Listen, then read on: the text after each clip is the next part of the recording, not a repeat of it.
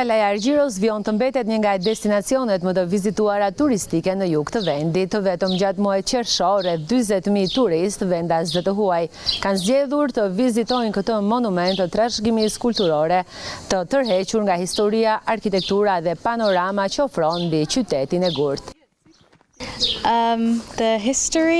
Gjirokastra është një qytet i bukur dhe Kalaja është padyshim pika kulmore e tij. Do t'ua rekomandoja të gjithëve ta vizitonin.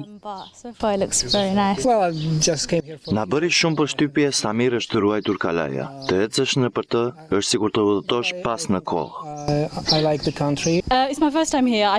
Është hera jone e parë në Gjirokastër dhe Kalaja i tejkalon pritshmëritë tona. Pamja panoramike është e paharrueshme.